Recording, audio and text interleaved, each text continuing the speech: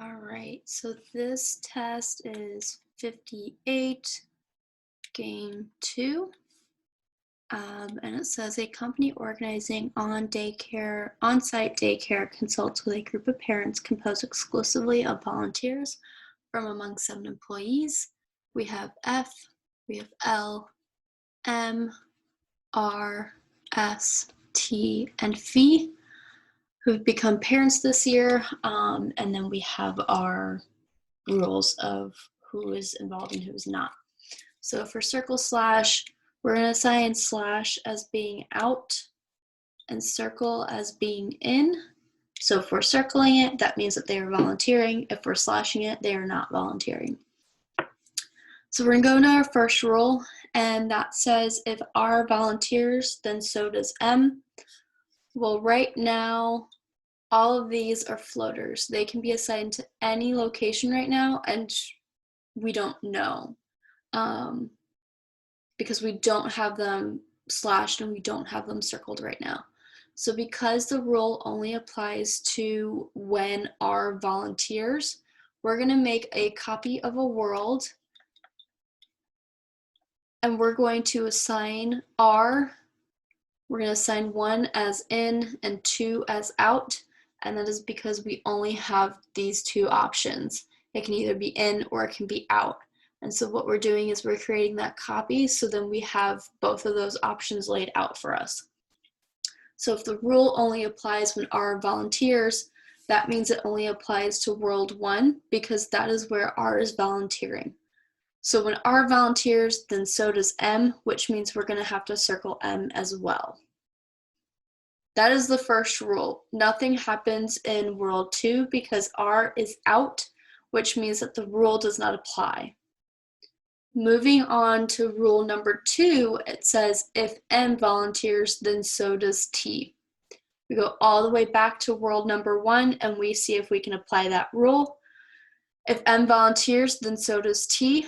M is volunteering, so that means that T has to volunteer. We go to world 2. M is a floater right now. We don't know if it's in or if it's out. So that means we're going to create a whole separate world. So then we can assign M as in and M as out, because this can happen either way right now. So the rule only applies when M is in, and that is only applying to the second world. So when M is in, then so is T, which means we have to circle T. Now that third rule says if S does not volunteer, then V volunteers. Go all the way back to world number 1. Well, because S is not assigned right now, we don't have it circled, we don't have it slashed, we're going to have to make a copy of that world so we can assign it, because it can go in either or at this moment, and we can't rule out any of them right now. So we're going to circle 1 and we're going to slash 1. Because the rule only applies when S does not volunteer, that means it only applies to this fourth world. So when S does not volunteer, then V does volunteer. And again, 1, nothing happens to 1 because the rule only applies when S is not volunteering. And in world number 1, S is volunteering, so it doesn't apply. Moving on to world number 2, S again is not assigned, so that means that we're going to have to make a copy in which we can assign S to 1 and S to being in and S to being out. So we're going to assign S in and S out. And again, the rule only applies when S is out. And so because in number 2, S is in, the rule does not apply. However, in world number 5, because S is out, this rule applies, which is then saying that V has to go in. Moving on to world number 3, we again do not know where S is. It can be in or out. So we're going to make that copy, and we're going to make one in which S is in and in which S is out. So when S is in up here, nothing happens because the rule only applies when S is out. So that means in world number 6, when S is out, V has to be in. And because we've fully implemented the rule, all of our worlds should have a place for S. S should be assigned in all of our worlds. If it is not assigned in all of your worlds, that means you have missed a world. So you need to make a copy, and you need to circle one and slash one, and then apply that rule. But because all of our worlds have S assigned, and that's our sufficient condition in this rule, we're good to move on to the next rule, which says if R does not volunteer, then L volunteers. So we're gonna go all the way back to world number 1. Because R is volunteering in world number 1, this rule does not apply to this world, so we're gonna move on. And world number 2, R does not volunteer in here, which means that L must volunteer per the rule. Same with world number 3, because R is not volunteering. And world number 4, R is volunteering, which means the rule does not apply, because the rule only applies when R does not volunteer.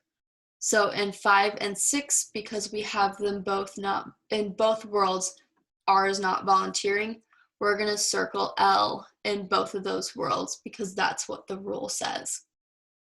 We're almost there. So the last rule only applies when T volunteers. So when T volunteers, then F and V cannot volunteer. We go all the way back up to our world number 1. T is volunteering, which means that F and V cannot volunteer per the rule. So I'm going to slash out V and I'm going to slash out F. And that is our first valid world in which M, R, S, and T have to volunteer. V and F do not have to volunteer. And L is a floater, which means it can or it cannot volunteer, and it won't violate our rules. Going into world number 2, again, T is volunteering, which means that the rule applies. And when the rule applies, it means that F and V cannot volunteer in this world. And again, we have a valid world, and really nicely, this world has all of our variables placed in one or the other, so we're good there. No floaters in that world. In world number 3, T is not assigned, so we will have to assign it, and we are going to make an exact copy.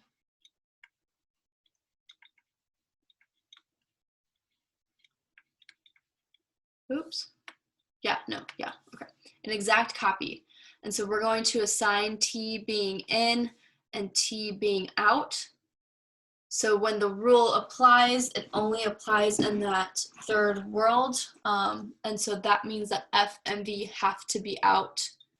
And we have a valid world in this scenario again, because all of our variables are placed and it's not violating any of our rules.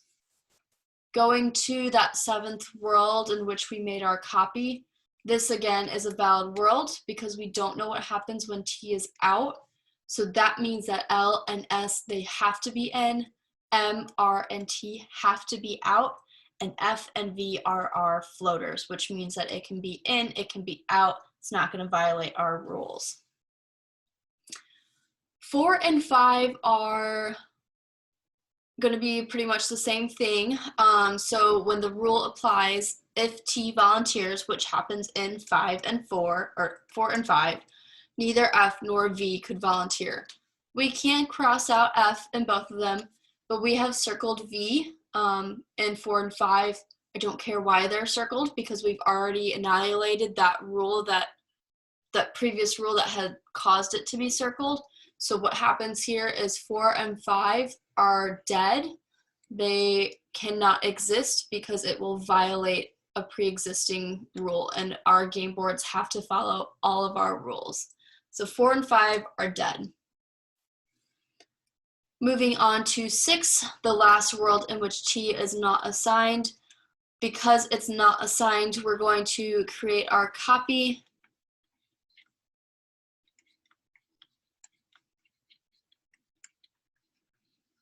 Now you can do a little shortcut knowing that V is circled and knowing that when T is in, V has to be slashed, in order for this world to be valid, T cannot go in.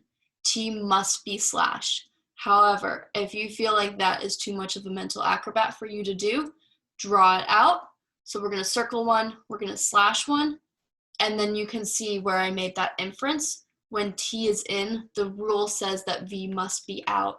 And because we have V circled, that means that this world is dead. It violates a previous rule which cannot exist. And in number 8, we slashed T, which is totally fine. And in this world, we have gone through all of our rules, so we don't have to apply any of the other rules, meaning 8 is a valid world as well. L and V must be in, M, R, S, T have to be out, and F is our only floater in this world. So you are left with 5 worlds. Again, remember, if your letter is not circled or slashed, that means that it can go in either or area, and it's not going to violate any of our rules at this point in the game. Because we've gone through all of our rules, we don't have to worry about circling or slashing anything else. We've fully implemented the rules into our game boards.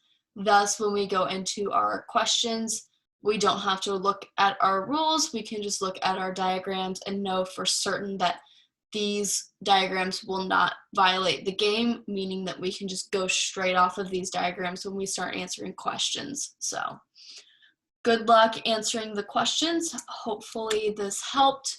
Please, please, please practice circle slash. It can take a couple of times to get used to. So please rewatch this video if you need to until you feel comfortable with it. Bye.